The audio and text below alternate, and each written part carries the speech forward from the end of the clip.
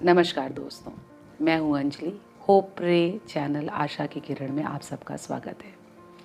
आइए दोस्तों, आपको एक कहानी सुनाते हैं। दोस्तों, एक गांव में एक किसान रहता था। उस किसान का एक लड़का था। किसान के लड़के को गुस्सा बहुत आता था।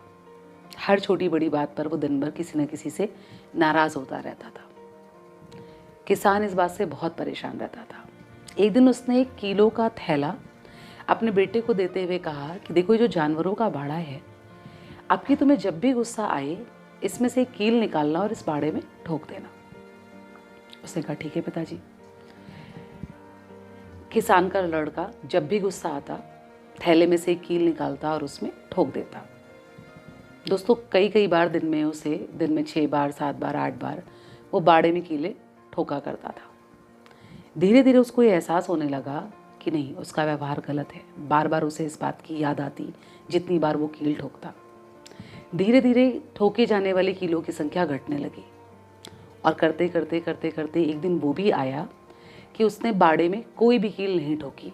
उसने अपने गुस्से पे पूरी तरीके से नियंत्रण प्राप्त कर लिया। फिर किसान ने अपने बेटे से कहा कि अच्छा ठीक है, अभी भी तुम्हें कभी कभी गुस्सा आ जाता है, तो अब तुम ऐसा करना कि जिस दिन तुम्हें बिना गुस्सा आए पूरा दिन निकल जाए, उस दिन तुम रात में इस बाड़े से 1 कील वापस निकाल देना।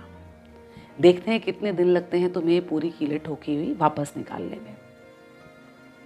किसान के लड़के ने यह भी प्रारंभ किया।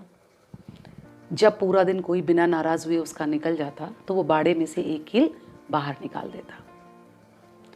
किसान के प्रयास से, समझदारी से, सूझबूझ से, उस लड़के के नियंत्रण प्रयास से एक दिन बाड़े की सारी कीलें भी बाहर निकल आईं।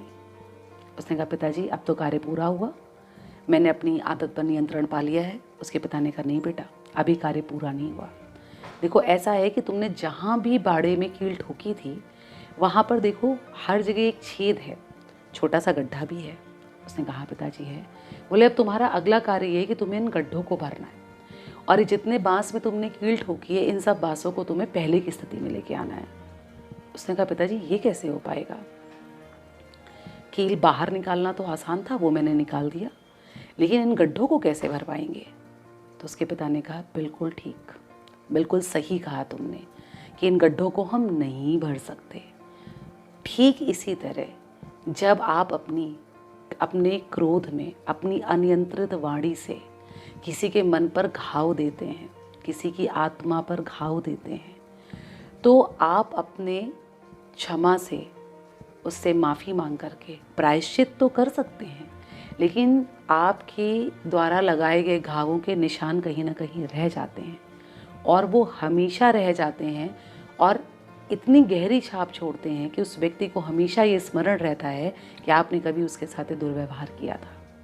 इसलिए वाणी का प्रयोग बहुत नियंत्रित रूप में करें। यदि आप किसी से अच्छा नहीं बोल सकते, किसी को पसंद नहीं कर सकते, तो कम से कम खराब, कड़वे, बुरे शब्दों से किसी के मन पे घाव ना बनाएं। ऐसे निशान न छोड़ें जिन्हें कभी आप अगर चाहें भी तो फिर दोबारा मिटा ना सकें। उम्मीद है दोस्तों कि कहानी से जो संदेश मैंने आपको पहचानने का प्रयत्न किया वो आप तक अवश्य पहुंचा होगा और आप सभी वाणी के नियंत्रित प्रयोग का उपयोग अपने जीवन में और उसके महत्व को हमेशा याद रखेंगे। धन्यवाद दोस्तों। Good luck.